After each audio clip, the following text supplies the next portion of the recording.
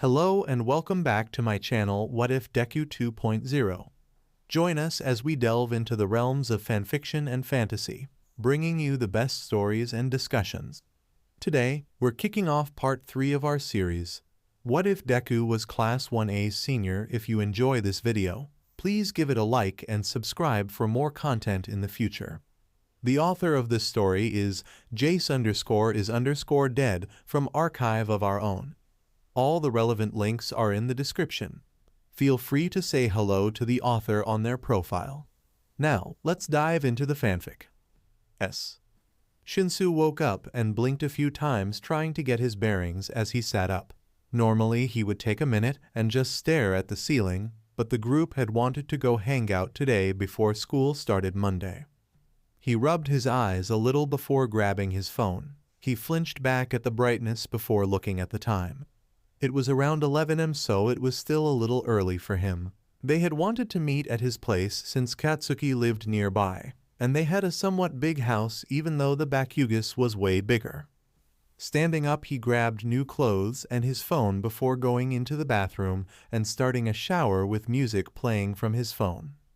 After a while, he got out and changed before going downstairs. He had figured Izuku was already up since the other liked to wake up early and do workouts, though he wasn't sure about Dabi. He hadn't seen the other up unless Izuku woke him up or if he hadn't slept like Shinsu sometimes.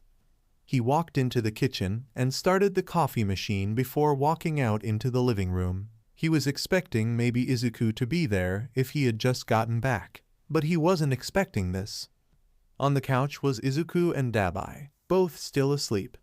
Dabi had his back against the couch with an arm thrown over Izuku's waist and the other being used as a pillow for the two, while Izuku had his arms curled up in front of him and his head ducked under Dabi's chin.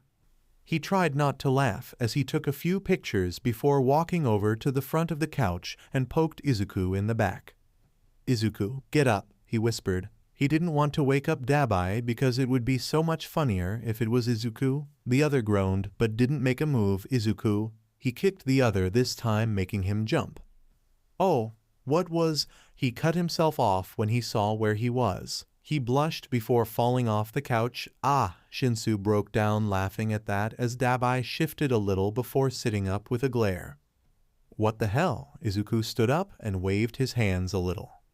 "And nothing." Shinsu kept laughing and fell on the ground trying to catch his breath. "Toshi!" Shinsu laughed louder as Izuku tried to wrestle the phone from him. Finally catching his breath, he stood up and smiled at Izuku's glare. "Nope, these are mine now. Blackmail purposes." Izuku growled a little before chasing after Shinsu throughout the living room as Dabi rubbed at his eyes. "Jesus." Dabi stood up and ignored the two running around, going straight to the coffee and pouring himself a cup, adding sugar and creamer to it. "You can't run forever. I know where you live." "We live together, dumbass." The two kept fighting as the front door opened and Katsuki walked in. He took one look at the siblings before joining Dabi in the kitchen and getting water. "The F they doing, you overgrown racken?" Katsuki asked as he watched the two fight, though it was obvious neither were really trying. "I have no clue, Sparky Boom Boom Man," Katsuki growled but went back to watching them. When it came to Dabi, Shinsu, and Katsuki, they all came up with nicknames for each other, though it was usually insults more than anything. "Wait, why the hell are you here?" Katsuki pointed to Shinsu before making a few hand gestures. Dabi recognized it as the symbols for the other brats. Izuku had been teaching him signs since almost all of them knew it, though the Bakugas and the Midoriyas were all fluent in it.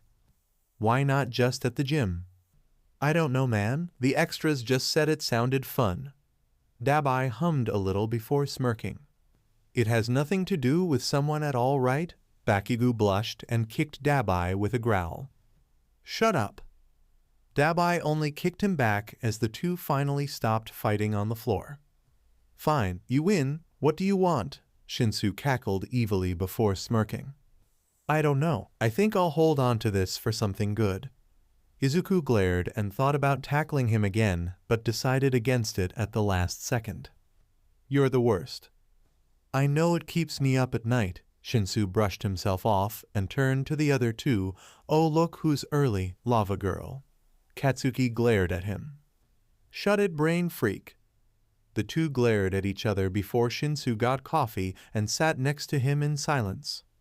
Kaken, when did you get here? Izuku asked. He grabbed an energy drink rather than anything else. He had found a new liking for the drinks. When you and Purple were fighting, the hell was that about Deku? Izuku blushed again and almost choked. Nothing. Shinsu smirked and showed the picture to Katsuki, who immediately started laughing hysterically. Can I see? Dabi asked, feeling a little left out of the joke. Nope, it's nothing. What are you doing here, Kaken? Izuku quickly changed the subject, though he could tell Dabi wouldn't let it go anytime soon. The losers wanted to hang out and decided this was the place to do it. Really? I figured they would go with your place. It's bigger. He shrugged his shoulders a little as Katsuki rolled his eyes. You think they have a thought process? It's probably because they've never been to this shitty place. Izuku knew he wasn't actually calling the house shitty since it was just how he talked. I never thought about that. They really have never been here. He remembered when Katsuki and him would have sleepovers at each other's places. Then Shinsu got added to the mix. The group had all stayed over at Katsuki's a couple of times and even once at Kirishima's, but never here. Do you want us to get stuff? We need groceries anyway, Izuku suggested. Plus, he knew if they did go, he would likely leave Katsuki and Shinsu here since they weren't exactly one for crowds. Shinsu got bad anxiety in them and Katsuki sometimes got overwhelmed since it was hard to focus on hearing people correctly. You sure? I don't want to make you go there by yourself. Though Izuku tended to be better with the crowds, if he was by himself he would panic a little since no one was there to trump his own anxiety. I'll come with, got nothing better to do. Dabi shrugged his shoulders a little. That was when Izuku realized something. Oh my god, did we ever get you clothes? Izuku asked, a little shocked. He remembered when they had washed the clothes he was wearing and he had changed into borrowed old ones from his father, but otherwise he hadn't remembered ever getting the other clothes. Oh shit. Katsuki and Shinsu started laughing at the duo as they had realized they never got him other clothes. Yeah, we'll go ahead and get groceries and your clothes then. Izuku laughed a little as he went upstairs to change. Dabi watched him leave before looking at the two younger teens. Tell me why you were laughing. Izuku was looking at the clothing stores near them as they walked. He knew of a few, but he didn't really know Dabi's style or aesthetic.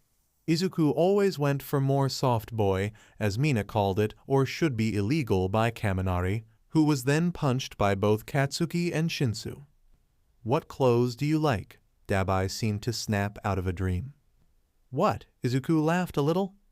What do you like to wear? Dabi got a weird look on his face. Clothes? Izuku stared at him for a moment before breaking down in laughter as Dabi blushed. Well, I don't know. It took a moment for Izuku to calm down, but once he did he showed him some pictures of the clothing stores. Well, you seem to like black and blue would look good on you. Maybe some dark reds? Izuku listed off a few more things as Dabi just scrolled through the pictures. Sounds fine to me. Maybe more blacks though. Izuku nodded as they made it to the first store. Let's get you sweatpants for sure. They're really comfortable, and some hoodies too. Izuku was making a small list in his head as they looked around the store. Every now and again Dabi would take the clothes and try them on. So far he had only kept the sweats they grabbed, cargo pants, a few baggy shirts, and a few jackets and hoodies. Izuku had noticed the pattern of not getting anything form-fitting or tight. Dabi, how come you mostly like the baggier clothes? Dabi paused and looked at him. You don't have to answer. I know it could be a personal thing, and I didn't mean to pry. Dabi smiled and little. It's fine. It's just more comfortable, doesn't irritate the burns. Izuku paused and stared at the other. Half the time when they were talking or hanging out, Izuku didn't really notice them. Of course he knew they were there, but he often forgot about them. I didn't even think about that. Dabi jumped a little at the loud volume before Izuku quieted down. Do you want to look for something that would cool them down or relieve some of the pain? Do they hurt a lot? Is that jacket comfortable then? Should we get more sweats then? Dabi cut him off with a laugh. Izuku, it's fine. This is already more than enough. Izuku frowned a little. Well, we'll get more clothes still. Let's head to the grocery store. They finally made it back to the house, and Izuku saw that Inko had made it home earlier and the others were already here. Senpai? Sero called as he ran out to help them with the bags. We should have been here before. Your mom is so nice. Izuku laughed a little. Yeah, she's the best. Sero stared at Dabi for a second, getting a confused look from Dabi. Can I help you? So you do live with them? Yes. Huh. The three walked up to the house as Dabi looked to Izuku for an answer, who only shrugged a little, at least until they made it inside and Sero shouted, Denki, you owe me 2,000 yen. Damn it! Izuku set the bags down while Dabi just looked at the sea of children. Why couldn't you just be a homeless raccoon that hangs around for food? Izuku almost fell on the floor laughing. Why is everyone calling me a raccoon today? Inko came out of the kitchen chuckling a little before patting his face. It's all right, Dabi. You are a handsome raccoon. It's nice to have you around. Thanks. He set the bags down and sat on the couch, almost collapsing onto it. Jesus, I hated that. There were so much. What's he talking about? Mina asked as Izuku moved Dabi's legs and sat down before putting them on his lap. We got him clothes when we got groceries. He is not that fashionably inclined. Mina laughed a little before going back to the game they were all playing. It looked like a card game. No Kiri would make a great stripper. Both Izuku and Dabi jolted up and stared at the group. Really? I think he would make good security. I think Danks falls into the stripper role well. Izuku burst out laughing while Dabi looked mildly concerned about the conversation. Dabi, can you follow me to the kitchen? Inko asked, tapping the boy on the shoulder. He nodded hesitantly before following her to the kitchen. Is everything all right? I told Izuku the clothes were too much already. We can. Inko shook her head.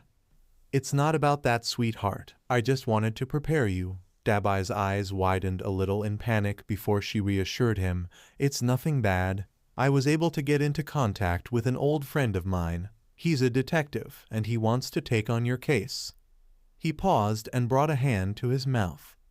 So I may get to see them again, right? He didn't want to get his hopes up. But he had missed his siblings and mom. Yes, he'll be working with another hero, a good one, and they'll do everything in their power to get your mother out and your siblings safe, especially your younger brother. He's still at the house, but we're hoping to change that soon. Dabi stood there in shock before pulling her into a hug. Thank you so much. She patted his back before pulling away. Of course, oh honey, you're bleeding. He felt his face and felt BLD coming from his eyes. Sorry, she handed him some paper towel. Sometimes when I cry it bleeds instead. Tear ducts got a little messed up. She patted his shoulder. It's all right. Once we get this officially started, I'm taking you to the hospital. We'll see what we can do about these burns, okay? Some of it will always be there, but I'm sure we can help a little. Jesus, you people are too nice. Inko only smiled and led him back out where the group were still playing with Izuku joining in about a weird conversation. Okay, but no, if you look at it, that doesn't make sense. Dabi fell onto the couch next to Izuku, who turned to him. Everything okay? Dabi let out a huff and smiled. Yeah, everything's perfect. Izuku smiled and rubbed his arm before going back to the argument. Dabi watched them still smiling. He hoped his siblings would get to meet these people and help them like they helped him. Izuku bounced on the balls of his feet nervously as he messed with his hands, cracking them every now and again. He had already gone through his plan in his head. He was the only student in Class 1A, and that was bound to draw attention for sure. He also knew that when President Mike was announcing him as the class, he would also mention that he was quirkless. He had asked him to say it after all. Kid, Izuku turned to Aizawa with a smile. Since you're the only student in 1A, we normally don't specify quirks in the intros. Do you want Mike to say you're quirkless? Izuku thought about it for a minute. He had originally planned on laying low, but if he was being announced separately, it would be difficult. Sure. Aizawa seemed a little surprised at the answer.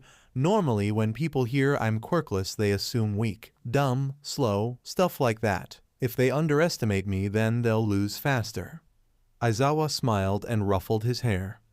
Smart. Good luck, kid. If you lose, we're doubling down on your training. Izuku nodded and started stretching. He had been waiting to be announced. He was mostly anxious about everyone staring at him. He had gotten used to talking and being around strangers thanks to the gym, kids, and his job. But other things still made him nervous, such as really big crowds. And now, Class 1A, that only has one student. At that he walked out with a small smile, trying to keep the small bounce in his step. Midoriya Izuku, U.S. quirkless wonder. Izuku faltered a little. He was not expecting that last part. He could practically hear his own heartbeat as the stadium got quiet. Until President Mike began talking again, he could hear people whispering still though. There's only him?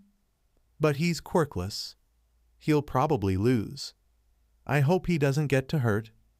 He ignored them as he watched the other students walk out, clapping and cheering when he saw Suzuki. Once everyone was announced and told to meet in the middle, they immediately joined up. She glared at anyone that gave them funny looks, while Izuku looked at anyone's quirk and tried to analyze them as soon as possible. We're going to jump right into the festival. Be prepared, everyone. Midnight yelled as the screen lit up with the first round laser dodgeball. The large group of students were shown to a large arena-like room. The entire room was dark, but they could see large, small, and wide boxes everywhere. There were random walls with holes through them that you could see through and likely fit your arm through. In this room, you'll see obstacles that you can use to your liking. Suddenly lasers of different colors turned on, some moving, some appearing and disappearing, and others staying still. You'll all get one dodge ball. When the time starts, you'll have 30 minutes to collect points from other people. Each person you get out is worth 10 points. If you catch a ball, neither person is out. By the end, you need to be holding a ball or you're eliminated. Good luck, everyone. They were all given a ball that was roughly the size of Izuku's hand. They had a moment before the timer started, and Izuku could feel eyes on him. He tried not to focus on them as he watched the lasers. There was a pattern to all of them. All of the blue and purple ones stayed still. The green ones appeared and disappeared, and the red ones moved. It looked like the green ones were set to a specific timer, which made sense for a program if no one was controlling them.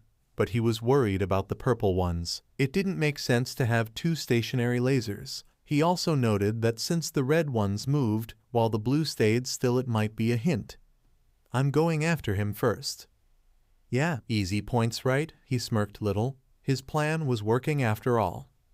Begin. Izuku scanned the area before sprinting to one of the walls. He jumped over it. He threw his ball in mid-air and took the person hiding out. He rolled and picked his ball back up while taking the persons as they walked out of the area with the help of a teacher. He ducked behind the wall and looked through the holes. He could see people still having trouble even getting around the lasers. He watched as someone got close to the purple ones. As soon as they were within a few inches, it moved towards them and hit them, getting them out. So his theory had been right. He looked around the edge of the wall and saw someone looking around.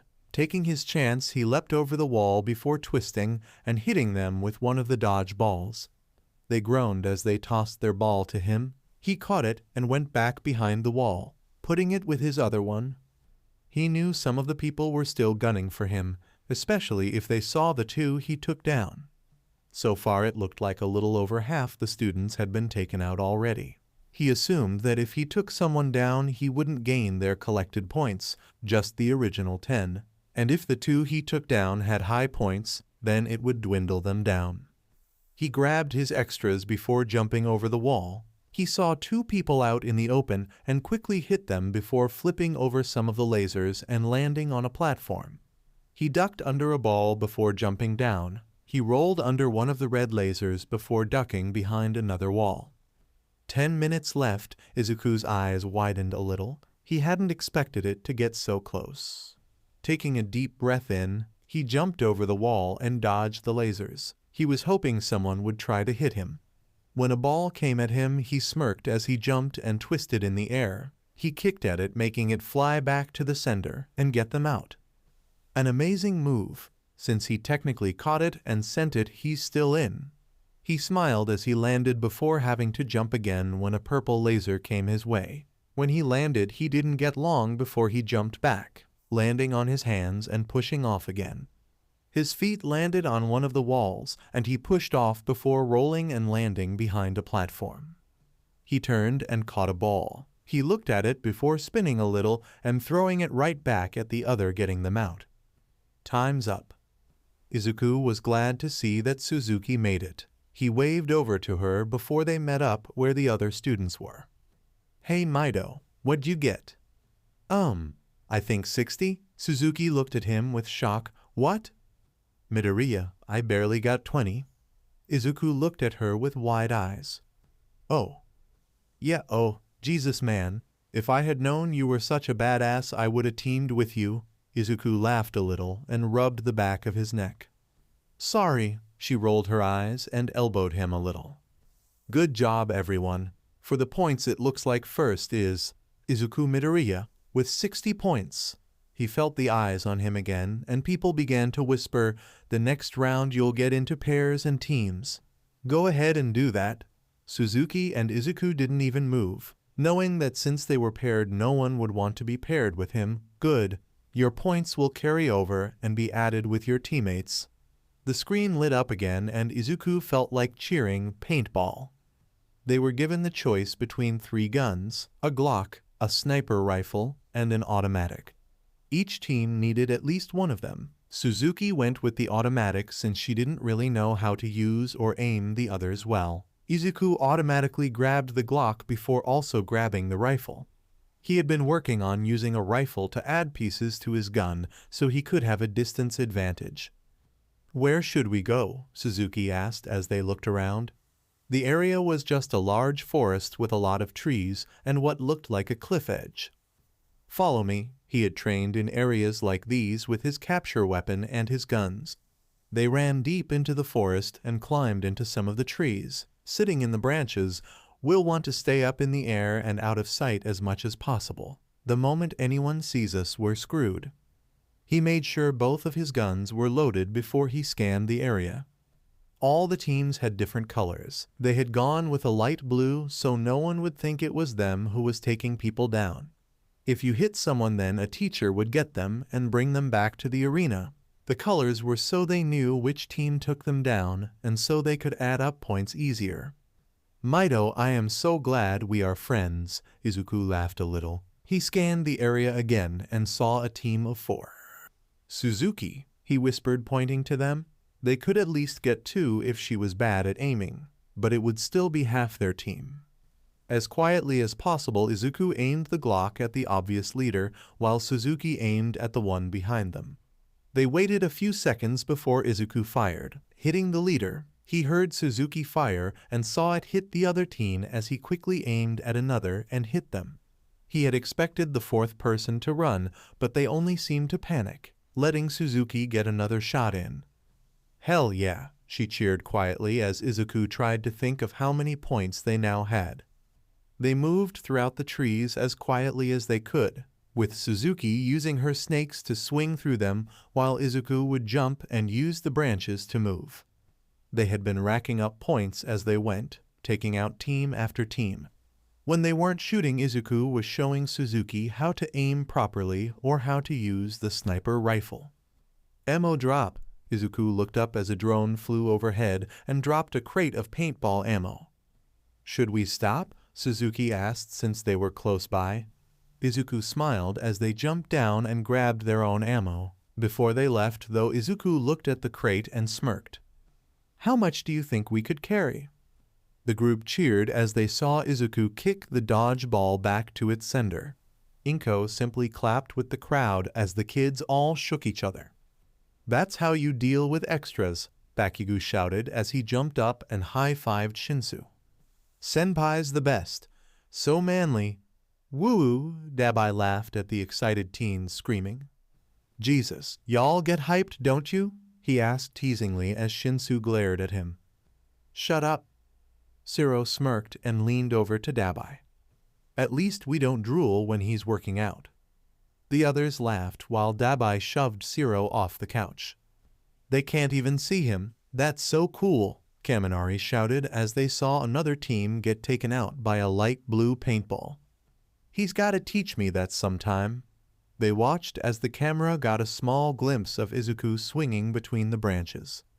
When they heard the ammo announcement, they were a little shocked to see Izuku and his teammate taking all of the ammo they could carry. What are they doing? Kirishima asked a little confused while Inko smiled proudly. My baby's being smart, the group looked to her, some getting it while the others were still confused. If they take all the ammo, how can they lose? Dabi smiled a little proudly as they left the area, leaving the teams nothing. Izuku helped Suzuki back into the trees as they hid the ammo in the hollow parts and the leaves. Okay, when they come this way, we just fire. Don't worry about anything other than getting the others out. I'm gonna be over there so it's harder for them to know where we are exactly. We got this, Izuku smiled and nodded as he moved over to the other side of the clearing. They waited silently as some people came into the area. The group seemed to form a sort of truce to get ammo, but when there wasn't any ammo they aimed at each other yelling. This was a good thing. It would save them the extra ammo to take them down. What they weren't expecting was another team to appear and take out both teams before they could even react. This is getting laughably easy. The leader spoke as he walked past the annoyed students. It's a little sad. Surprised the quirkless isn't out yet. Izuku glared a little at the name as he aimed for that person. And if he shot where it would hurt more than normal, no one would know. Shut up. We all saw him in that first round. I'd be careful, isn't that right? The leader looked straight to where Izuku was. He didn't move, only shifting his eyesight a little. You know you can come out now. We already know both of you are here. Suzuki looked to him for a moment before Izuku nodded, and they both fell to the ground. Guns still trained on the team, though none of them seemed bothered by it. What's this all about? Suzuki was the one to speak up while Izuku studied them, trying to figure out what their quirks were. Well, seeing as I'm the team's leader, I just wanted to chat with the reigning champions so far. Izuku shifted back a little. Something seemed off about the other, at least until we take you out. What makes you so confident? Izuku asked, giving a small signal for Suzuki to back up slowly and into the trees while he had the team's focus. Why shouldn't I be? Izuku noticed he was talking about himself, not the team, so he didn't plan on keeping them around long. You, he pointed to the person next to the leader, have advanced senses. It's how you knew we were in the trees in the first place. You, he pointed to the girl in the back, have a quirk that allows you to see trajectory lines. Saw you use it during dodgeball. You, he looked to the one who called him, have a mutation quirk that makes you look like a mouse. I assume it also lets you use your tail at free will and claws. The three seemed shocked he figured it out. Really? And what about me? Izuku smirked.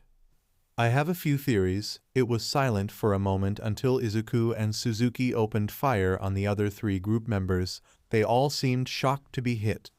Izuku turned and fired once at the leader only for it to bounce off and force him to dodge. That was one of them.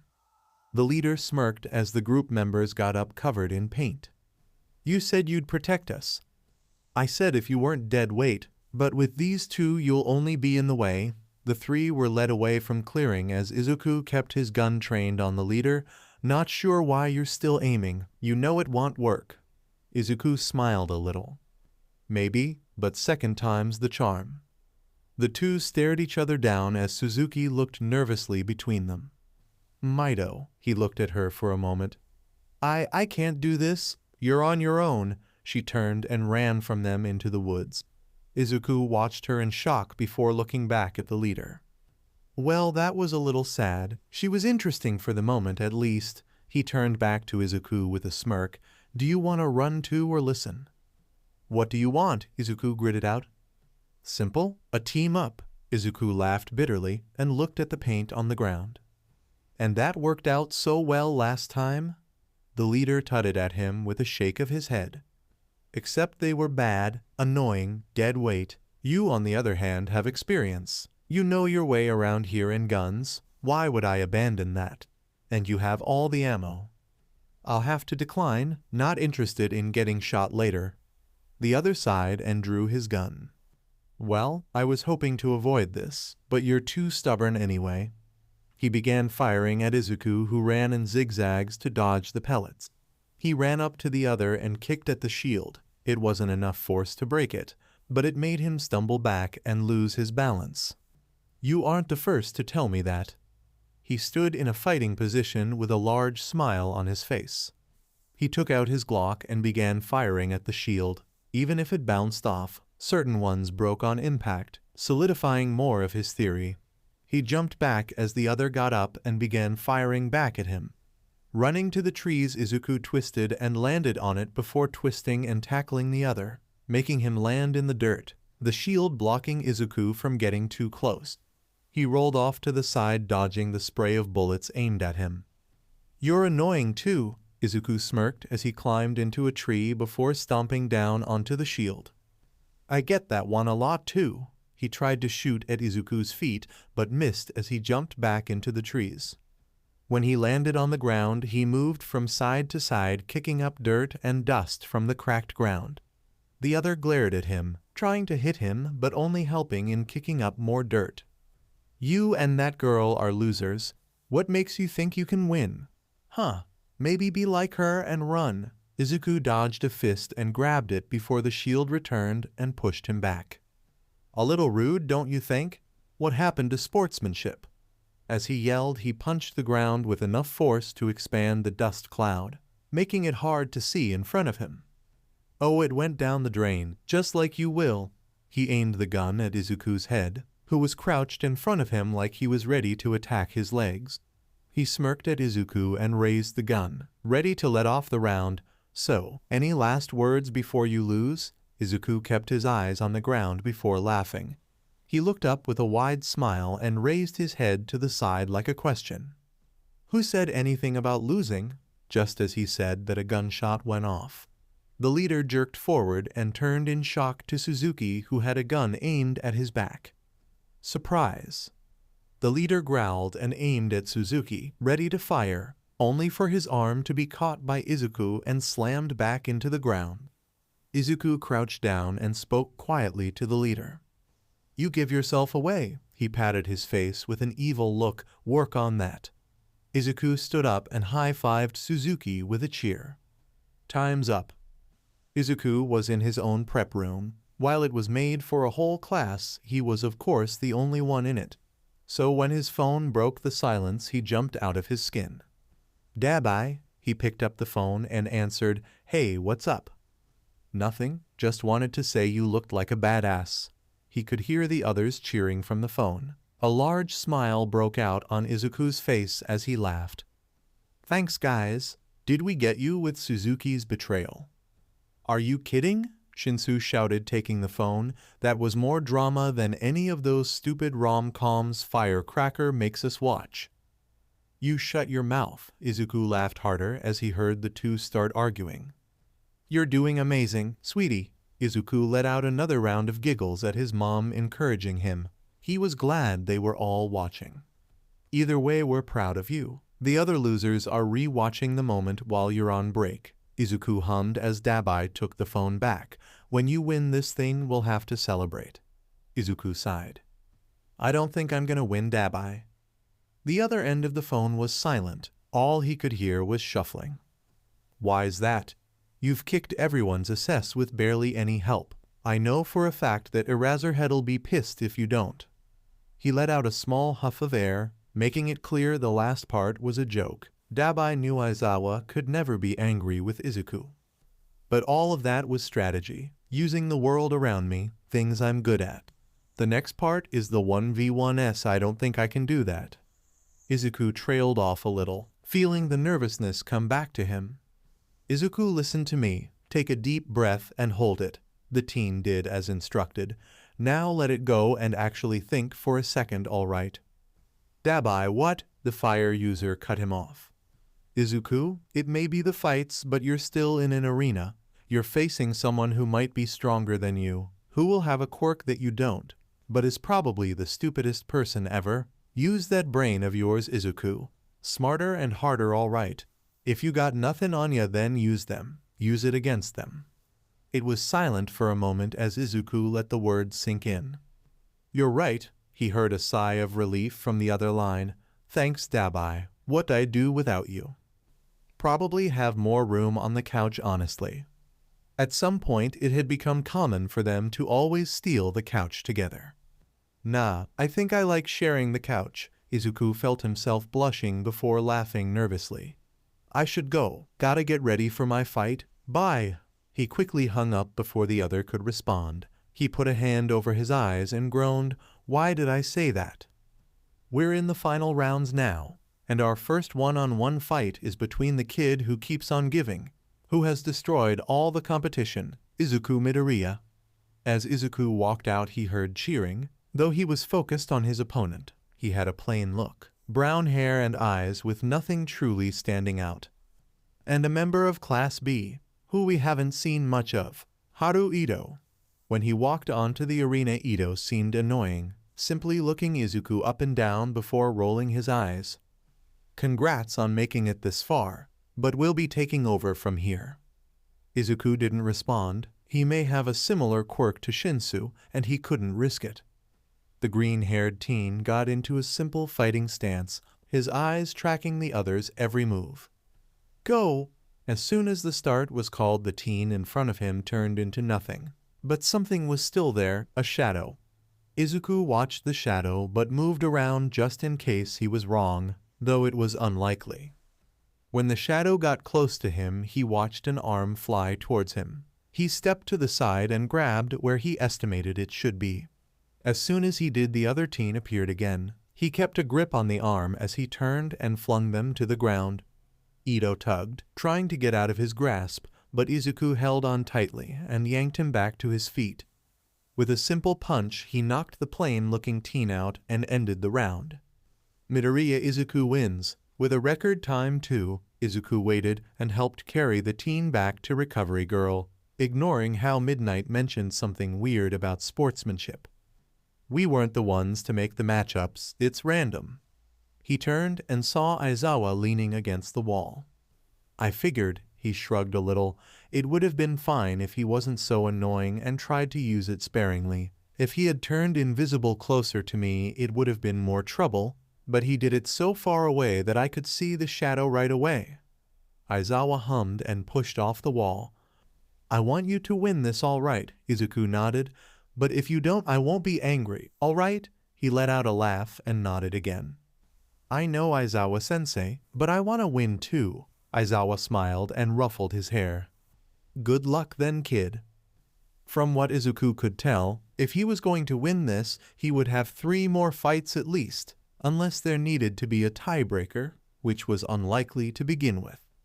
So he kept track of all the winners of the fights after him. If he could figure out their quirks before he fought them, then he would have a better chance of winning. The other 7 winners had been a girl with a rock-based quirk that allowed her to control them, Naomi from the Usj incident, the guy from the Usj, someone with what seemed like a sound-based quirk that let them throw their voice, a rat-looking girl who was quick and slippery, a lizard, and Suzuki. With my luck, I'll end up fighting her. He groaned out, sliding down in his seat, still clapping when she won though. Izuku was now fighting Suzuki, or he was supposed to be. I'm gonna be honest, she rubbed her arm awkwardly. I don't really want to fight you. The entire arena was silent. What? Izuku dropped out of his fighting stance. Suzuki, I won't be angry if you win. She waved her hands. It's not that, I promise. But Izuku, you intimidate the shit out of me. The first time we met, you held up a building. The other teen blushed as she yelled that. Since it was so quiet, everyone heard her. He did that? I thought he was quirkless. Why did he need to do that? I really want you to win this, so I drop out, she yelled to the announcer's box. Midoriya automatically wins. Izuku stared in shock before tackling the girl into a hug and laughing with her. You shouldn't have done that. It's gonna look so bad. She rolled her eyes and shoved him. Not if you win. Now come on. We're gonna get snacks and I'm sitting with you. Izuku sighed and let the girl drag him out of the arena. He would at least get a longer break this time. I feel like we should get soda and some chips. You're not on a diet, right? Why would I be on a diet? She started laughing. I don't know. I assumed with your god-like muscles you ate air and sunlight. Izuku blushed and hit her. Suzuki. With Suzuki with him, the rounds seemed to pass faster. Even his own round had gone by quickly. Since the rock-based quirk didn't work on him, and the only rock they had was the platform, there wasn't much she could do, so Izuku ended up just pushing her out of the ring after a small fight. Dude, you're kicking ass. Why do you look like someone pissed in your yard? Izuku looked at her weirdly for the comparison. What does never mind? He sat back down and sighed. Because this seems all too easy. Our first rounds were a little challenging. The second we had to get creative. But as soon as we get to the actual hard part, it seems too easy. If this is about me dropping out, I'll still fight you.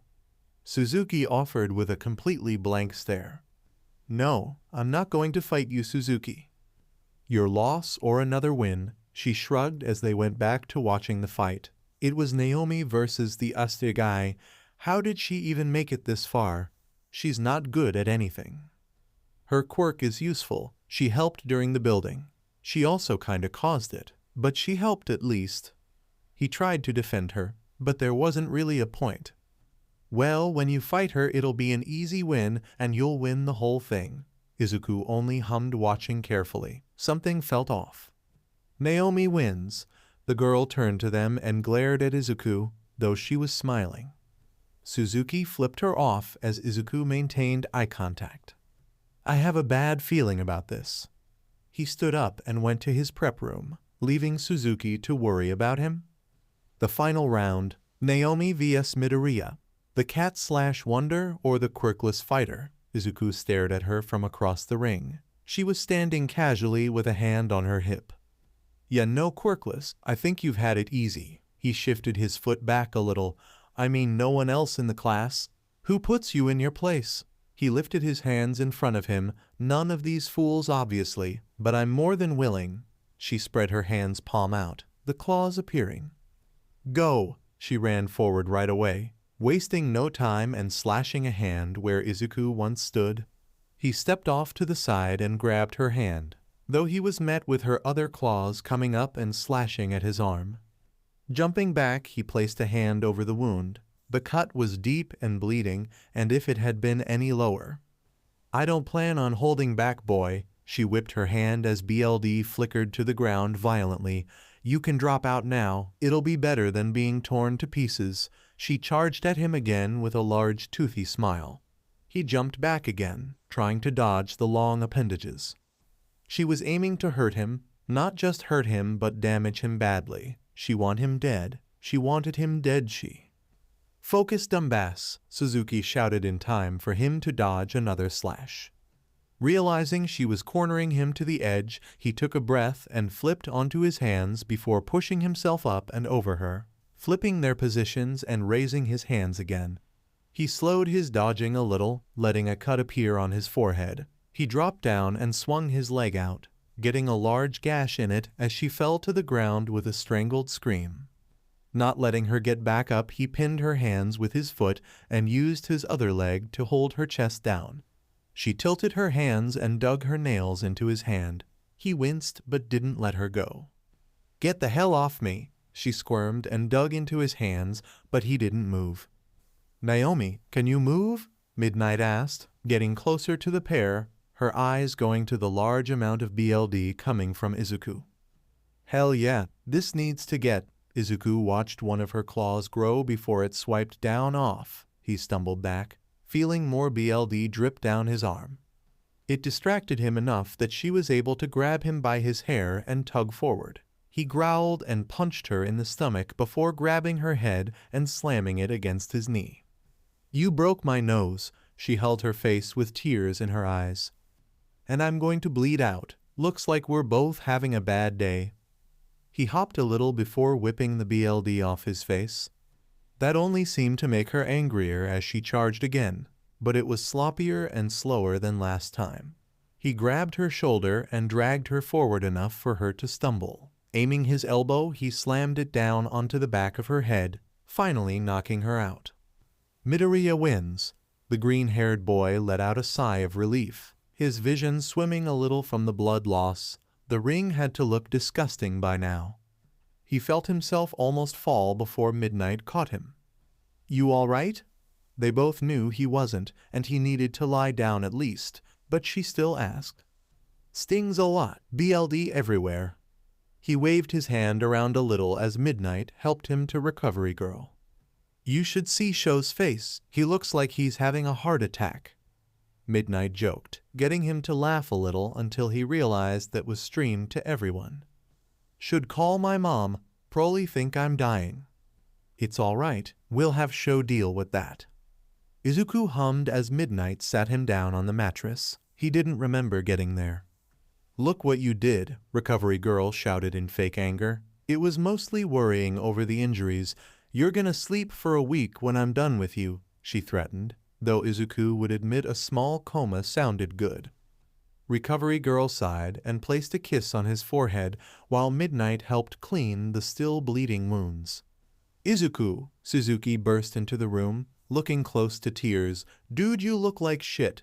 That's the last thing Izuku remembered hearing before he passed out.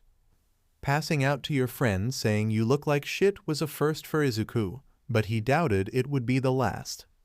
"Oh thank," Izuku opened his eyes to Suzuki smiling. "I thought you died. My last words to you were gonna be an insult." With a small laugh, he began to sit up. It would have been a fun last few moments. Snake-haired girl punched him in the shoulder with a roll of her eyes. "Maybe for you." Once they stopped laughing, Izuku could hear people talking outside. "Oh right, dude, your mom showed up with a bunch of kids. I thought she was gonna kill that herself." His eyes widened as he tried to stand up. "They're here." The door was then slammed open, showing a very angry Aizawa and Inko. "I want that child expelled. She shouldn't have been allowed to cause so much damage," Inko shouted, sitting on the bed next to Izuku, who was too shocked to say anything. "I know, I'm already talking to Nedzu about it now, but he says since it's the sports festival, it can be excused." Dabi followed in after them with a small smile and sat in between Izuku and Suzuki. "Sup, name's Dabi. I sleep on their couch." Suzuki burst out laughing as Dabi held out a hand. "Don't greet people like that," Izuku shouted, shoving the older teen. "What? It's true." "I don't care if it's true. It's a weird way to greet people." "I thought it was fun." She shook his hand with a large smile. "I'm Suzuki. He stopped a building from falling on me." Izuku groaned and covered his face. "I'm surrounded by crazy people." Once Inko and Aizawa had calmed down and they had tracked down the others, they decided to move their conversation to the cafeteria area. "It's dumb though," Katsuki shouted, small explosions in his palms. "That should be punished." Kirishima nodded along. "Oh, I like him," Suzuki decided as the blonde shouted profanities. "And I agree. She was clearing aiming to kill, not even just maim or take down." "We sadly don't have enough proof to say she was," Aizawa explained with a deep frown. It was obvious that he wanted to punish the student himself. "No proof?" Siro yelled. "She announced it on live TV." Denki and Mina nodded next to him. "Exactly. She should have detention at least," Mina decided with Denki hyping her up. "That is not the problem here." Shinsu groaned, rubbing his temples. Katsuki rolled his eyes. "Raccoon One is right." Dabi and Shinsu stared at him confused. "The issue is that no one stopped the Gotham fight." "Why am I Raccoon One?" Shinsu asked with a small smile. "I've known you longer than the burnt chicken." Denki slammed his hands on the table as he stood up. getting everyone's attention. Theoretically, we can't do anything right. Like she won't face punishment, right? It's not theoretical. We can't do anything about it. Aizawa said, still frowning. He didn't like people messing with his students, especially his favorite one. No, he's onto something. Use that brain, Denki, Zero shouted, making the others laugh. All right. So, say she really likes electronics, right? Suzuki nodded in confirmation.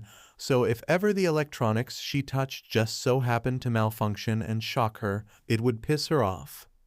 You would need a way to get that close, though. Shinsu smirked as he stood up. So theoretically, let's just say I might not have control of my quirk. As a pro hero and teacher, I can't condone this. Everyone turned to him a little disappointed, but I just so happened to be sleeping this entire time and have heard nothing. Dabi, Suzuki, Zero, Kirishima, and Mina immediately lost it as Shinsu, Denki, and Inko went to put the plan in order fully. This is so worrying, oh god. Izuku rested his head on the table. While he had felt better, he still lost a lot of blood. A warm hand rested on his neck, making him lean into it with a smile. Told ya you'd win. He looked at a smirking Dabi and kicked him in the leg. Shut it. Suzuki watched them carefully before leaning over to Katsuki, Mina, and Zero. So there? She waved her hand between them. Oh, definitely. We have a betting pool on it.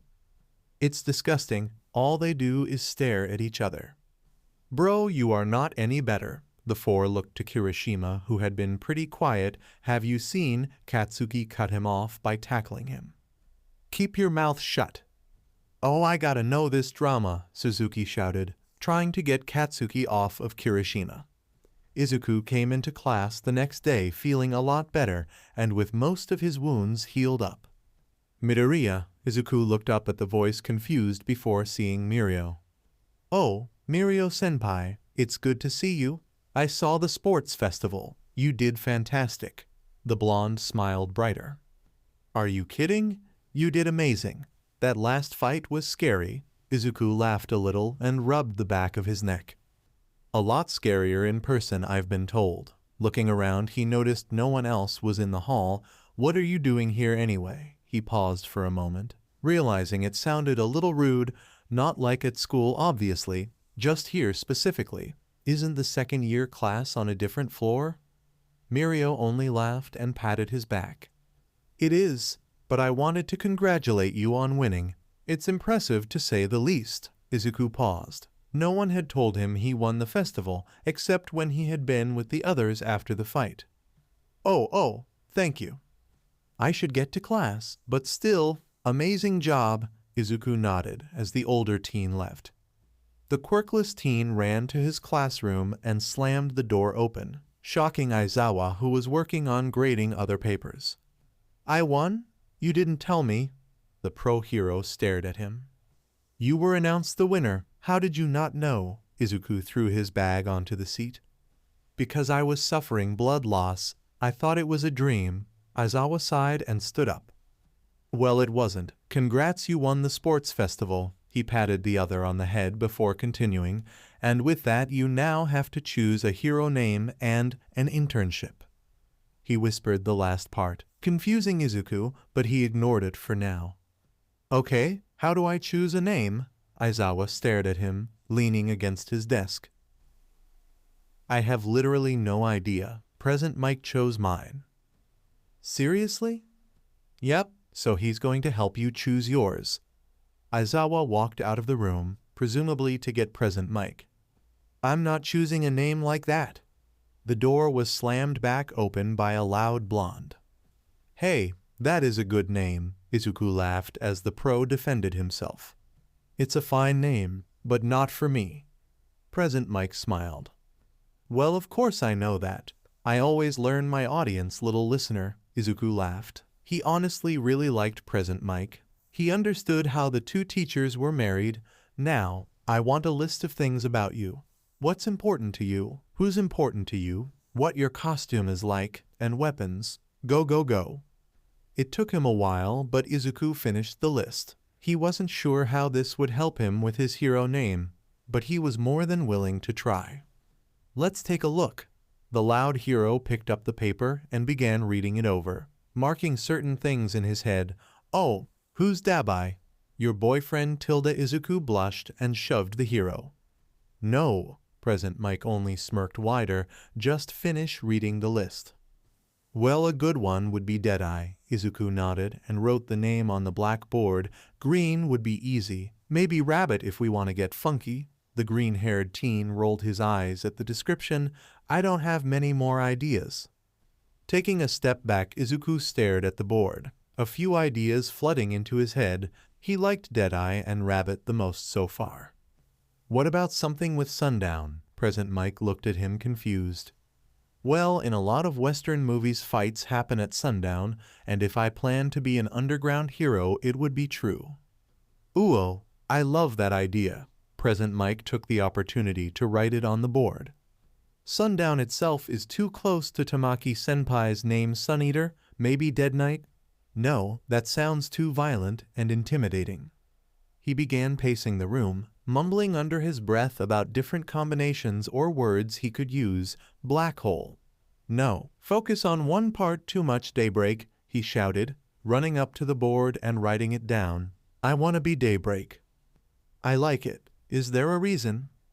When I was younger, I was disappointed when I found out I was quirkless, but then my mom said I could still be a hero. It was like a light at the end of a tunnel. He turned to Present Mike determined. I want to be the light at the end of the tunnel for other people. Present Mike looked close to tears with his explanation. Oh, that's so sweet. You're too sweet, Midoriya. He picked the teen up, who yelped, and spun him around. Please don't kill my student, Aizawa greeted as he walked in. Did you choose a name? Yep. Present Mike set Midoriya down. Meet the underground hero Daybreak. He did little jazz hands as Izuku blushed. Like it. Now let's go over internships. You're no fun show. Get out of my classroom, Hisashi. Ooh, first name? I should run. Good luck, little listener. Izuku waved goodbye as he sat with Aizawa at the teacher's desk. Sadly, even though you won the festival, some heroes still are too scared to take you on. So you got less than you should have. The teen sighed a little, but the ones you got are good either way. Go ahead and look through them. Izuku nodded and picked up the papers. Aizawa hadn't been lying. Most of the internships were from the higher-ranking heroes. Ones from Ingenium, Edgeshot, and Maruko all shocked him. But the ones from Best Jeanist and Hawks were truly surprising. One caught his eye, though. It was from Sir Nightai, All Might's old sidekick. That one is one Mirio gave to me. Izuku looked up confused. Apparently, he talked to Night Eye, and he agreed that you could be a good fit. I'm not going to lie to you. I know the guy. He can be a huge prick constantly. But if you choose him, I won't stop you. I think I will. He has experience with having a weaker quirk, right? Maybe he can give me more pointers on being in the limelight and dealing with large-scale threats. Aizawa didn't look happy on the choice, but nodded. But as a backup, just in case, I'll choose Hawks too.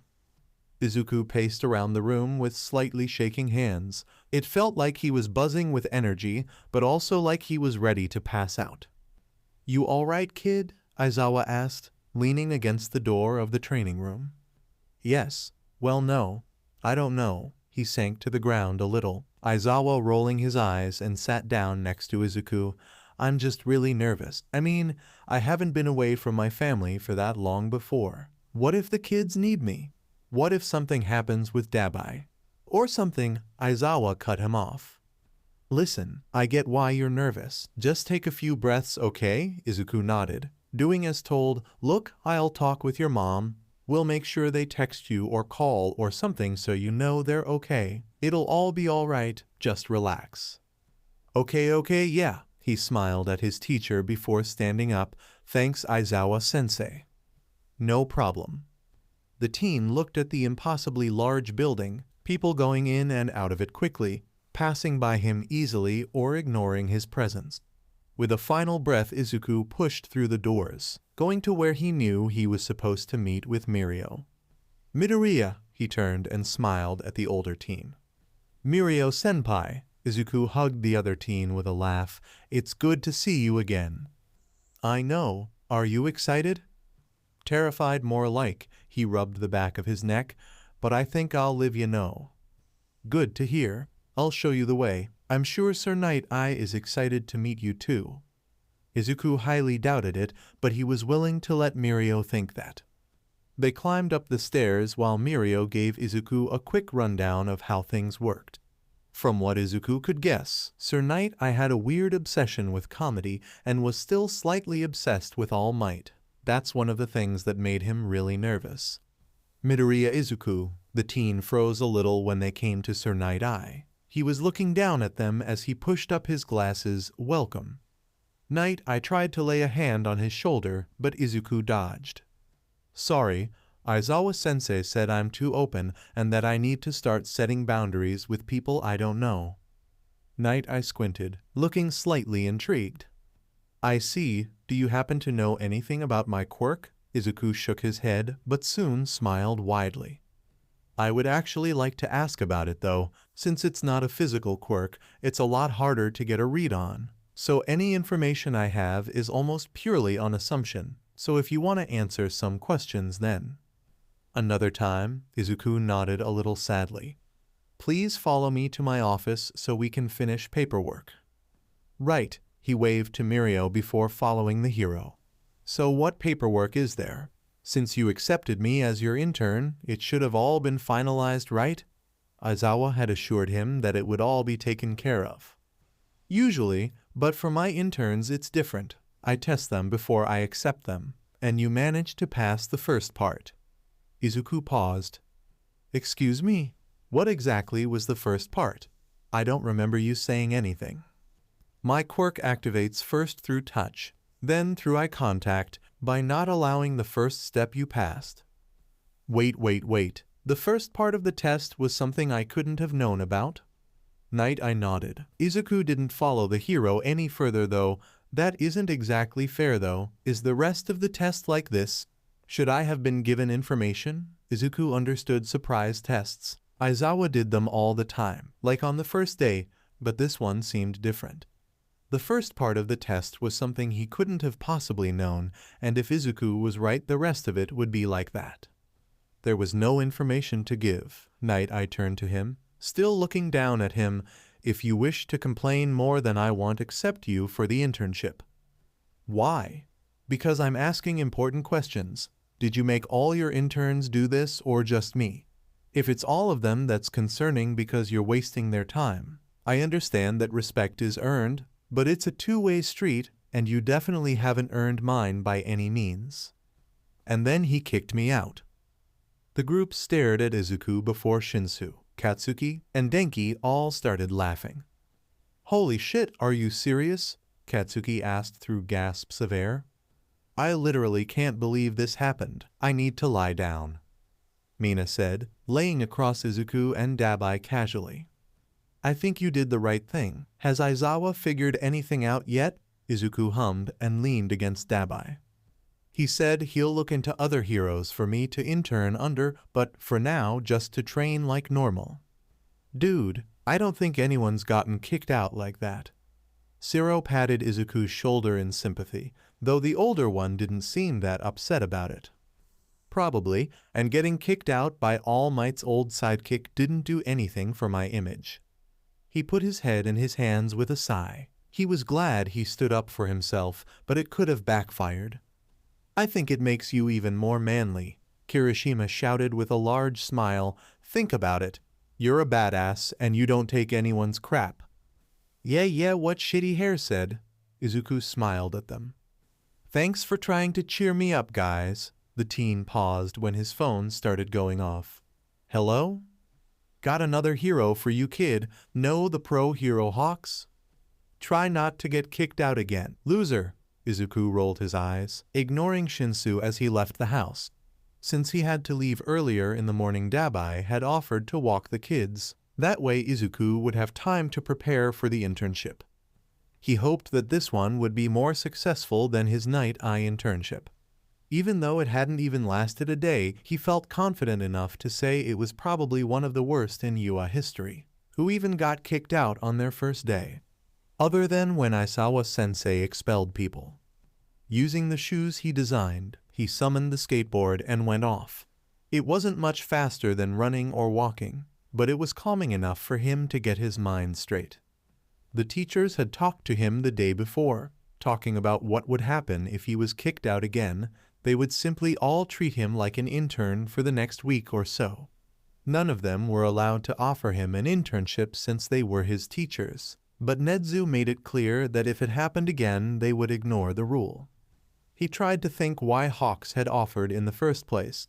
Izuku's fighting style was similar to Eraserhead's, Midnight's, and most other heroes with weak or specific quirks, but Hawks' fighting style was more diverse. He was able to use his wings and feathers for multiple things. There was a reason he was the number 3 hero.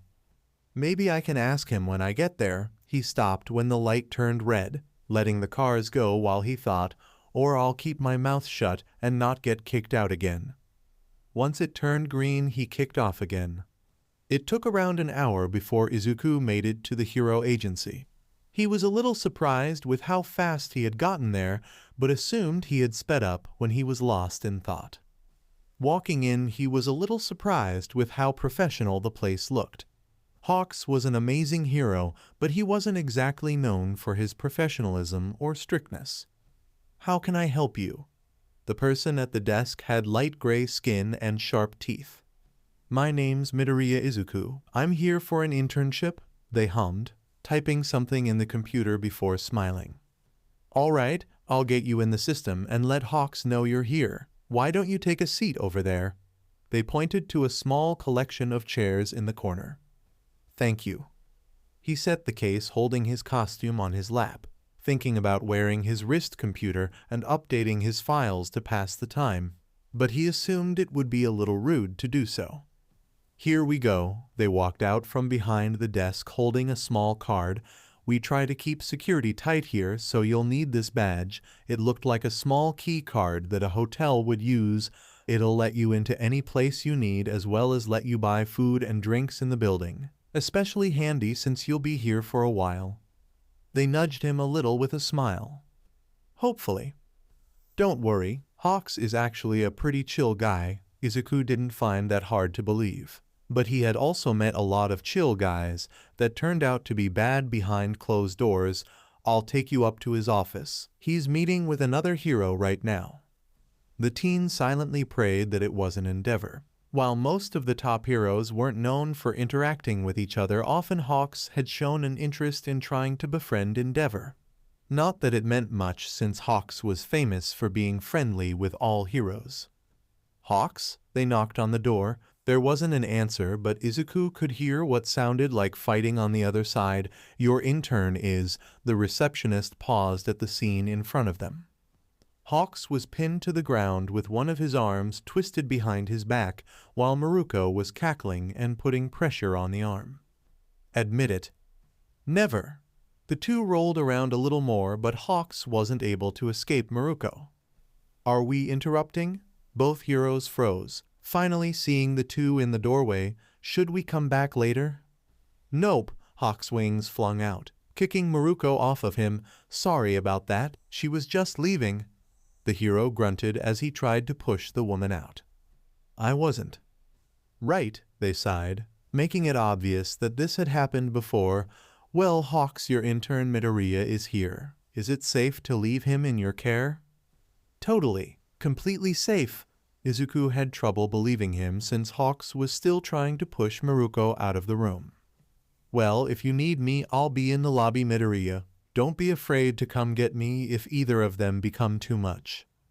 "Thank you." He turned back to the two heroes, Maruko glaring at him while Hawks finally gave up on trying to push her out. "Hi." "Nice to meet you, Midoriya." Hawks offered a hand. "Is there a reason you picked me second?" "Well, one of my upperclassmen wanted me to try his mentor, but it didn't go well." He rubbed his arm a little, looking off to the side. "You're the kid that told off Night Eye," Maruko cackled. "That took some guts, kid." "Thanks." Is that why you're so nervous? Hawks asked, rubbing his chin, "'Cause I know I'm famous, but come on." He pretended to flip his hair while Maruko rolled her eyes. "A little. You're also one of the very few heroes to offer an internship. Most didn't want to because of the whole quirkless thing." Hawks only waved a hand. "Don't really care about that. You won the sports festival." With a shrug, he made it seem like that's all that mattered. "Yeah, but," the hero put a hand over his mouth. "Silence. You are my intern, which means you listen to me." Izuku and Maruko both lifted an eyebrow. "Okay, well, you're supposed to listen to me." He whipped around to the other hero. "And don't encourage rebellion. It's bad for morale." "I feel like it's great for morale." She turned to Izuku. "Wanna overthrow this guy and take over his agency?" "Sure." The woman cheered while Hawks looked offended. "You were nervous a second ago. Where did that go?" Izuku only shrugged a little. "Stop instilling rebellion." He tried to tackle Maruko, but she dodged and easily turned the tide against Hawks. As he watched the two fight, he pulled out a small notepad and began taking notes on their fighting styles and defenses. Both of them were good fighters, but it was obvious that Maruko was used to close combat while Hawks was more for aerial fighting. He could still fight close combat, but she was simply better than him. "Are you taking notes on our fighting?" The two heroes had paused while Izuku was mumbling to himself. "Oh, sorry." He closed the notebook and was about to put it back when Hawks stopped him. "Wait, I want to see what you wrote." The blonde flipped through the few pages he had written and whistled. "Wow, you are observant." "Let me see." Maruko read some before nodding along with Hawks. "Can you do this with other heroes and villains?" Hawks asked, handing Izuku his notebook back. "Yes, I actually have a complete database on heroes and villains' quirks, fighting styles, strengths, weaknesses. Aizawa-sensei and Principal Nedzu helped me code the entire thing.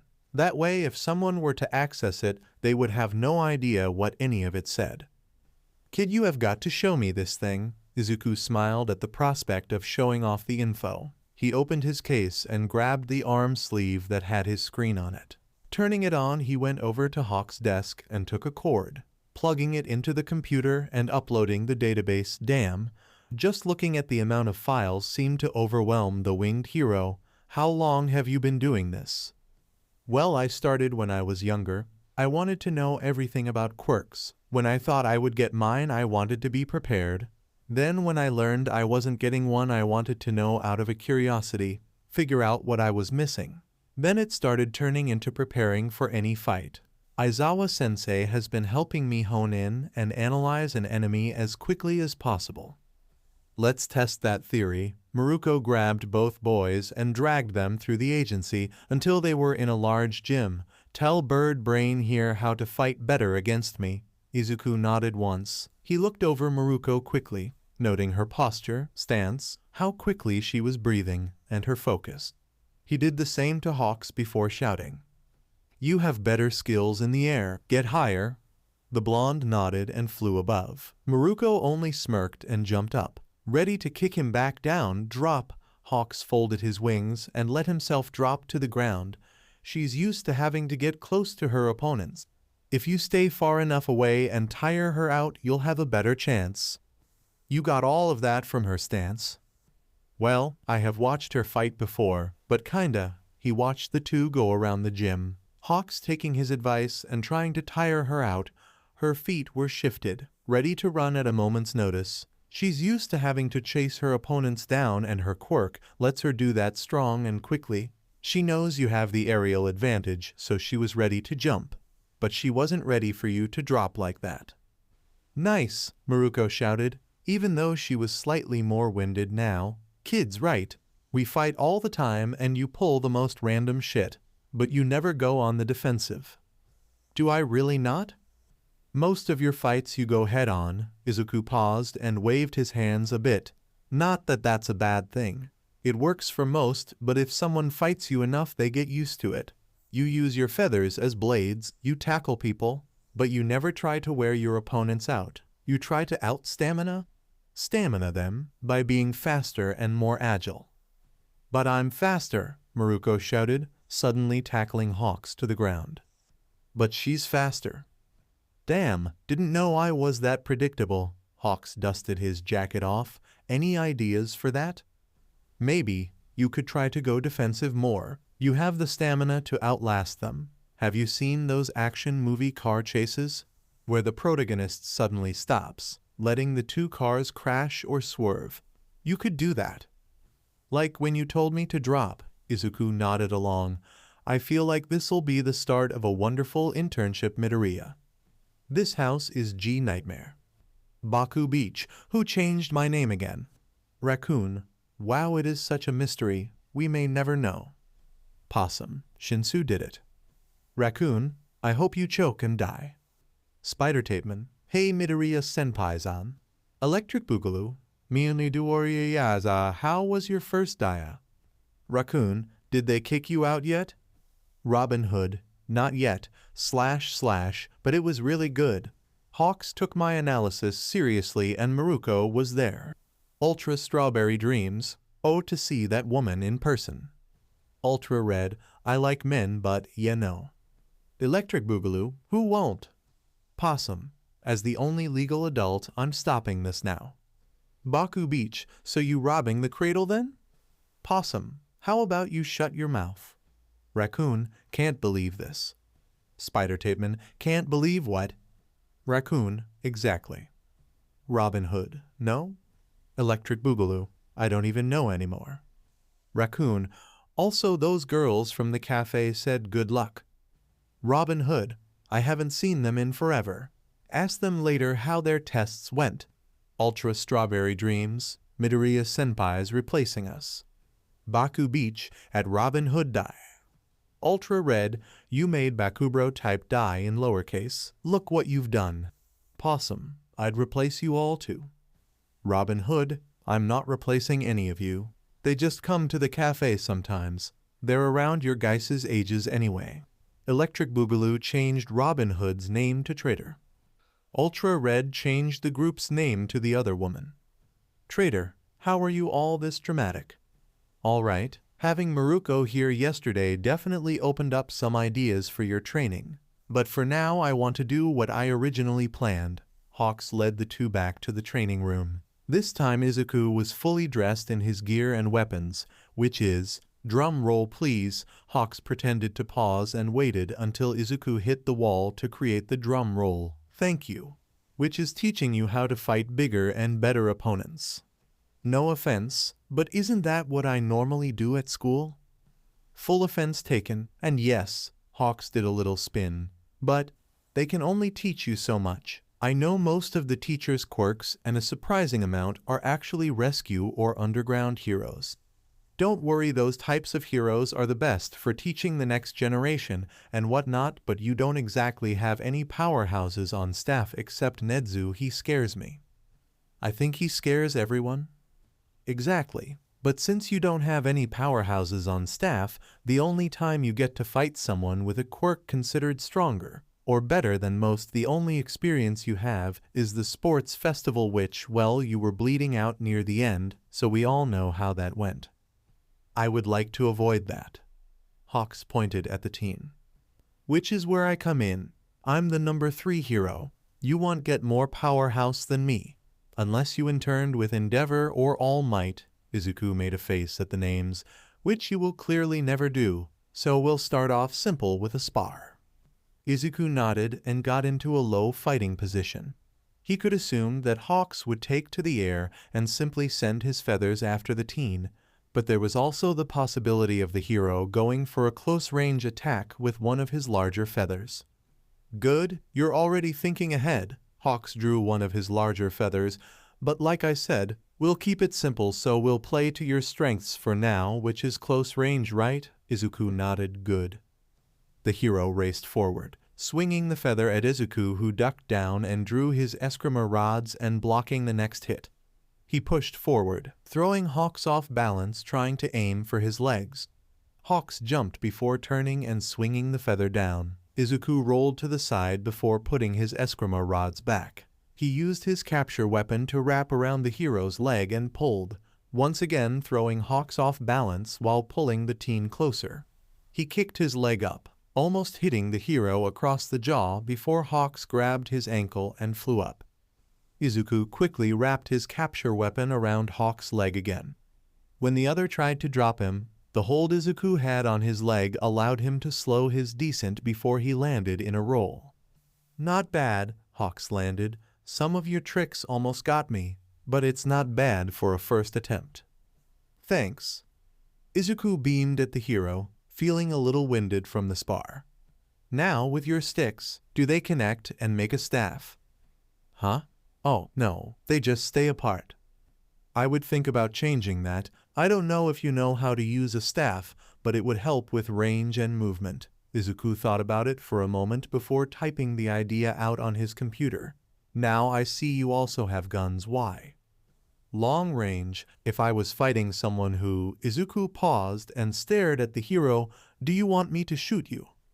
"I mean, no, but in a training sense it would give you the advantage. What kind of rounds do you use?" "I have rubber bullets, beanbag shots, I added paintballs recently, and actual bullets for emergencies." The teen walked closer and showed his screen. "I was actually thinking of creating a small disc that would let out an electric charge. My Eskrima rods also let out electricity though, and I wasn't sure if that would be overdoing it." "I don't think you can overdo it really. It'd be just like someone with a basic lightning quirk." He hadn't thought about it that way before. "True. I wonder if there's more I can change with my gear and weapons." "If you want to run some ideas by me, I'm more than willing, Midoriya, but let's get back to training for now." They had spent the rest of the morning sparring, changing whether or not Hawks was in the air to get variety. The hero had been impressed when Izuku easily adapted to either style, seeming to have plans around any advantage the hero might have had. "Not bad." Hawks offered his hand to Izuku, who was laying on the ground catching his breath. "How long have you been training?" Izuku grabbed the hand and let Hawks tug him up before answering.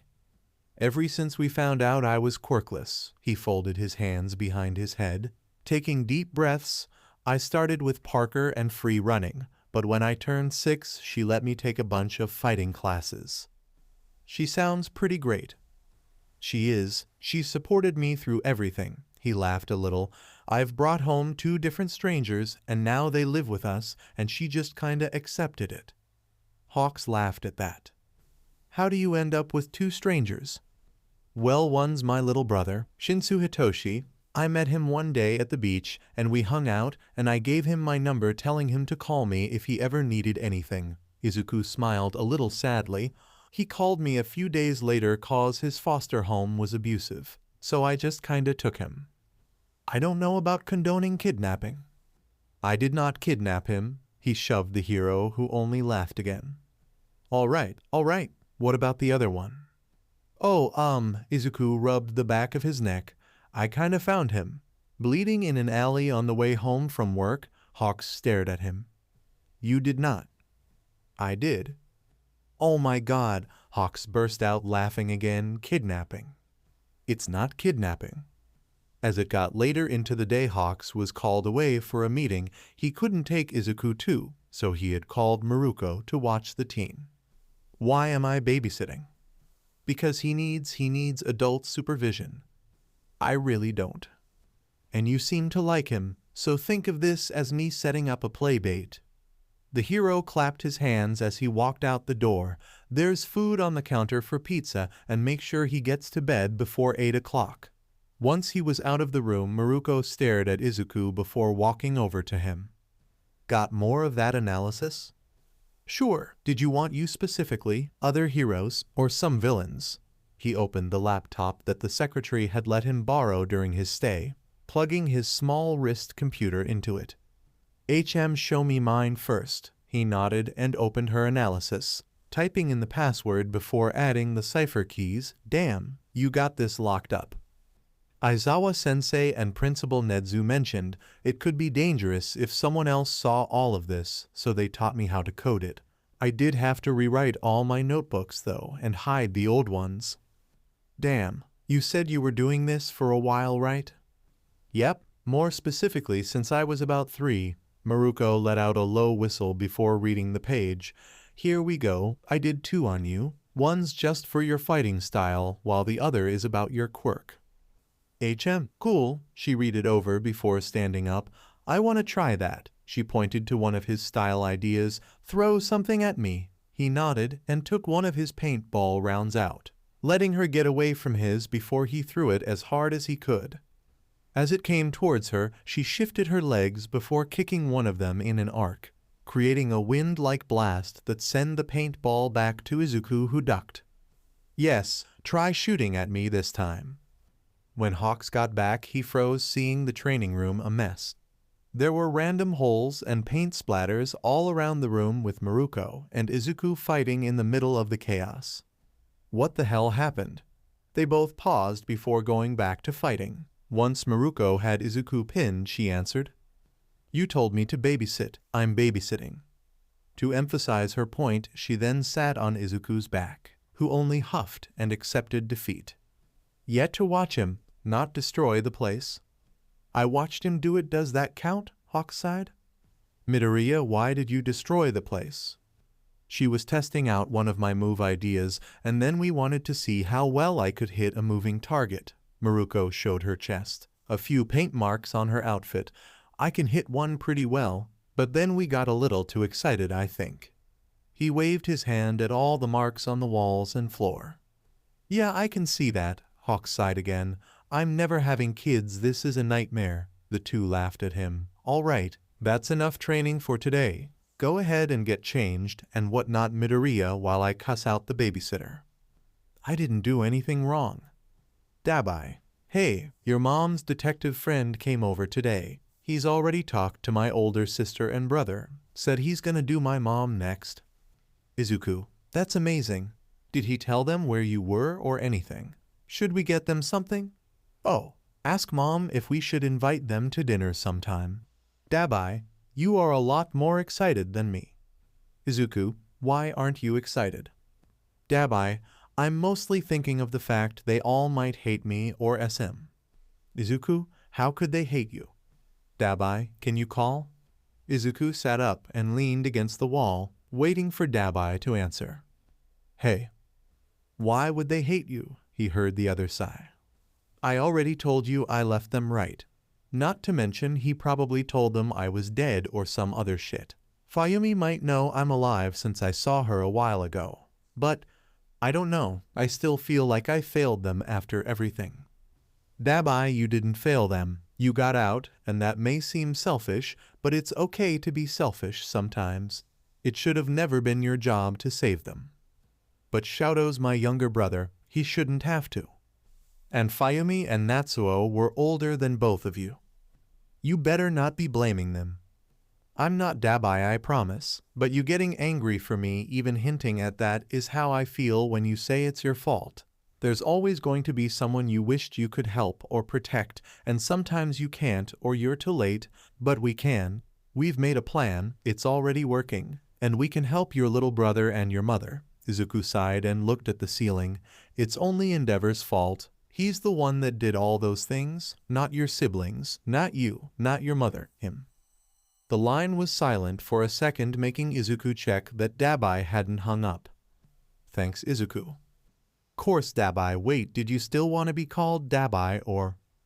Do not call me Taoya, I will actually throw up. Izuku laughed. Okay, you can stay Dabi then. The two sat silently, just listening to each other breath and shift, any noise that the phone would pick up. Did you want to hang up? Or... Can we stay on call? Izuku laid down. It still feels weird not sleeping at the house. Guess I got used to you guys. He chuckled, laying one of his arms over his eyes. That's fine with me, but you know if Hitoshi finds out, he's gonna give you shit for it. He gives me shit for everything. I think I can deal with the teasing. Izuku flipped through his notebooks while Hawks looked over a case. He had wanted to look at old ideas for support items to maybe update them for future use. He also had some ideas for new ones thanks to his friends. He always thought Kirishima's quirk was interesting. The teen usually hardened his hands and chest to attack or defend. Izuku had also been helping the teen figure out more moves to help with fighting. Since he was at the internship, though Dabi had taken over helping the kids along with Kirishima's moms, though Dabi was getting all of his rambles about their advances and quirks. I'm bored. He looked over and saw the hero throw the papers in the air. What are you doing? It has to be more interesting. He threw himself down next to Izuku and looked over at the notebook. I was looking at old ideas for support items. I've been wanting to update some of my stuff ever since you mentioned I should make my Escrimer rods connect. Looks like you have some notes on a Kirishima quirk. It's one my friends. Well, he's better friends with my brother, but we're pretty close as a group, and I usually help with their quirks. Our friend Kaminari is actually the one who gave me the idea of electrifying my sticks. So then, what did Kirishima's quirk give you an idea for? Well, the soles of my shoes are weighted to give my kicks an extra punch. They also transform easily. How? Well, it's this tech that I had read about. Similar to nanotechnology and folding metal. He tapped the tip of his right foot twice, activating the skates. See? The metal folds out and corrects itself into the form that I programmed it for. He deactivated the soles. I was thinking of maybe creating another form, like maybe some armor. I'm not sure though. Well, how does Kirishima use his quirk? Well, he used to only use it defensively, but I've been trying to show him how to use it offensively, like hardening his hands to attack, maybe like punching the ground and causing disturbance, stuff like that. How would you copy it? I think maybe like my shoes. Kirishima does this thing where he hits his knuckles together like this. Izuku hit his hands together. I could use that to activate it, like when I tap my shoes. Then the metal armor will wrap around my forearms and it could give my hits a boost, and I could use them like shields. You should add some other stuff too, like electricity or something. See if you can make it green. It'll match your hair. Thanks, Hawks. Yeah, no problem. The two fist bumped. Now, any other ideas? Well, if I'm going to add electricity, maybe I should also add fire and some kind of explosive. Or maybe some kind of corrosive liquid. Let me guess, all quirks of your friends? Yep, I would do one for Zero, but my capture weapons are already pretty similar and Hitoshi's quirk is mental so. Well now, I feel left out. I want support item friendship, what the hell? What? Listen, he grabbed Izuku's shoulders. You're interning under me, but we're friends, got it? You can't escape this, and you shouldn't want to. I'm like the coolest hero here. Well, another word and you're fired. So you want to make a support item with all of us involved? Izuku sighed and sunk down in the bed.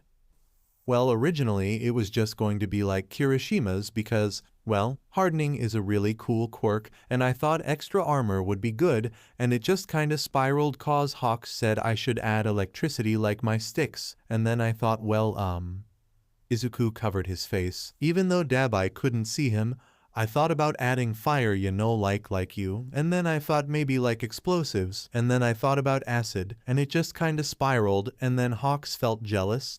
I don't know. You thought about me? Izuku felt himself blush and cover his face more. Well, It's fine, Izuku, I'm just teasing. Ugh, shut up. The other laughed and Izuku could imagine him holding his stomach. He wondered when he started to know how Dabi would react. But you got any ideas for Hawks? He has wings, and I don't think Aizawa-sensei would let me fly. Teach wants you permanently on the ground. I think he'd rather cut off his own leg. Sounds about right. What else? Well, he uses his feathers as swords, so maybe that. You want swords? They would be cool.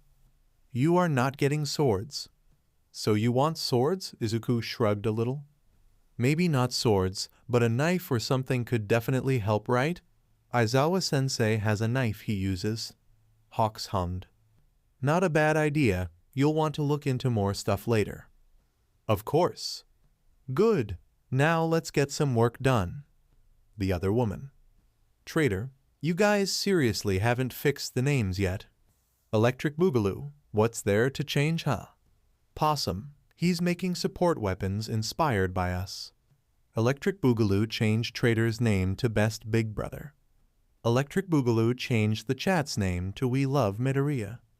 Possum. Your love is easy to buy. Electric Boogaloo. I HVE no idea what you're talking about. Ultra Red. What's one for mine? Best Big Brother. Well, actually, it was originally yours, Kirishima. Ultra Red. Yeah. Baku Beach. What the why not me? I've been here the longest. Ultra Strawberry Dreams. Baku out here getting territorial. Raccoon. Should I be offended as your actual brother? Best Big Brother. No, because your quirk is mental and we've both been working really hard to get where we are without our quirks. Raccoon. I've picked up the crying effect of the Midoriyas. Possum. Can confirm he's crying. Raccoon. If Mom wasn't in the room, I'd kill you. Spider Tapeman. I think he copied me first because his capture weapons are on his arms like my tape. Baku Beach. Everyone shut up. Baku Beach. Now explain why I wasn't first. Best Big Brother. Your quirk is very hard to replicate, Kaken. Zero's quirk is similar to my capture weapons, and it can be replicated by how I or Aizawa-sensei use them. Then with Kirishima's I was thinking of adding armor and making it act like my souls, and I thought about how Kirishima hits his fists together and Hawks thought it was a good idea. And I use Kaminari's in a way since my Eskrima rods are electrified and Hawks said I should electrify the armor, and then I thought about adding fire like Dabi's, and then explosions for Kaken, and then acid for Ashio, and then Hawks felt jealous, so I started thinking about his and came up with swords, but then I thought about using a knife like Aizawa-sensei. Baku Beach. If you add in explosions, I will forgive you. Best Big Brother. Okay, Kaken. Ultra Strawberry Dreams. Mido really is out here being the squad big brother. Raccoon. Does that make Dabi the brother-in-law? Possum. I don't give an F if Mama Inko is here, you're dead. Best Big Brother. You may call Mom to make sure they don't kill each other. So, Midoriya, today is your last day, Hawks pretended to wipe a tear, and it means we won't see each other ever again. Izuku paused in his packing and turned to the hero. I thought you planned on stopping by my work now. Well, I do, but I like to be dramatic. I'm also dragging Maruko because she cannot escape the babysitter role. Izuku rolled his eyes and went back to packing. But since it's your last day, let's do something fun. Like what? Do you have any other hero course friends? Maybe we can bother them. Izuku thought back to his friends and grimaced. He was close with Mirio, Tamaki, and Nijir, but he had mostly been friends with Mirio, who was interning with Night Eye, who didn't like Izuku. Well, wait, there is Suzuki. She's in Class 1B, but we met during some training, and we've been friends ever since. Oh, who's she interning with? Let me look. Dude, you look like shit. Eraser Jr. Hey, Suzuki. Hawks wanted to do something fun, and he suggests you and your hero hang with us. Who are you interning with? Midnight Jr. Hi, Izuku. Midnight Jr. Interning with Uebalmi, the snake hero. We should totally hang. I'll ask her. Midnight Jr. She said yes, and we can go get food. Eraser Jr. Yes. Izuku. Suzuki ran up and tackled Izuku, who laughed. Suzuki. She set him down and frowned. I call you by your first name, call me by mine. Sorry, Himari. She rolled her eyes and punched him in the shoulder. Fogovan for now. How's interning going? Great. I've gotten tons of new ideas. Aw, Tilda, it's like watching our kids have a playdate, Tilda Uebalmi teased, taking selfies with Hawks. I know, right? I feel so proud. The two pro heroes kept laughing while the interns glared. Whatever, any ideas for food? Suzuki laid her arm around his shoulders. Cause me and Snakes are feelin' chicken now. Hey. Hakwas, don't you eat chicken? Not the point, Uebalmi. The two ignored the heroes. There's this cafe I like. Let's go there. Suzuki led the group around the city while Izuku began telling Uebalmi all about his ideas for her quirk. Have you thought about using a snake for each direction before? It would spread your range a lot when it comes to finding people. I have a little bit, but I'll try to push it more. And we're here, Suzuki gestured to the building with a large smile. Izuku turned to the storefront and froze. It was Sunflower Cafe. Let's go in. Hawks dragged Izuku in while Iwabami and Suzuki chatted lightly. Hi there, Midoriya. It's good to see you. Mayumi came around the counter and hugged the teen. Are you doing your internship? Why, yes ma'am. This is Pro Hero Hawks and Iwabami, and this is my friend Suzuki. Well, it's lovely to meet you all. You too. I didn't know Midoriya worked here. I did. He talks about it all the time 'cause he brings his brother here, Suzuki bragged. Then why did we come here? I like drama. Izuku rolled his eyes and tried to trip the girl, but she only jumped over his leg and went to the counter. Now what does Izuku get? The four had been sitting in the cafe for a while now. Iwabami and Hawks had been talking for the last hour about teaming up for some small case, and then for a commercial, while Izuku and Suzuki had been talking about new support items for each other. I seriously think you should try a whip, just like Midnight. Yeah, but my hair kinda already does that. So, if you use a weapon then when someone attacks it won't hurt you. I'll think about it. So Midoriya, got any fun costumer stories? Iwamabi asked, leaning across the table and whispering. Not really. Aizawa-sensei sometimes comes in before we close. There's also these girls that come in and I help them with their work sometimes. Boring. Wasn't there that one guy? What one guy? Both heroes asked, looking to Suzuki. Come on, Izuku, you know the one. Tilda, he sighed and sunk into the chair. Well, we were slow one day and his guy came in. I think he was a little older than me, I don't know, and he ordered his food, but then he didn't leave. He sat at one of the open seats at the bar and we talked for a minute. He seemed nice and he covered his face and he scared me out. Buddha said no. Why'd you say no? Is it 'cause you're straight? I might fire you as my intern if you are. Oh no. He said no because he likes someone else. Tilda. Who? Has he told you about Dabi? Hawks gasped and turned to Izuku. Dead body guy? Really? Who's dead body guy? I was walking home once and he was hurt, so I helped him and he just hasn't really left. He slowly sunk down more and more as Hawks and Iwabami awed at him. I can't do this. It's so cute though. Did you know after the sports festival he stayed with Izuku the entire time? Can we not talk about this? His little brother sent me photos of them cuddling on the couch. Suzuki Himari. Thank you for joining us on this incredible journey through What If Deku Was Class 1A's Senior. I hope you found it as intriguing and thought-provoking as we did. A big shout out to Jace_is_dead for crafting such a compelling story. Don't forget to check out their profile on Archive of Our Own for more amazing works. The link is in the description below. If you liked this video, please give it a thumbs up, share it with your friends, and don't forget to subscribe to What If Deku 2.0 for more fascinating explorations into the world of fanfiction and fantasy. Your support helps us create more content like this, and we're always excited to hear your thoughts and suggestions in the comments section. See you guys in the next video.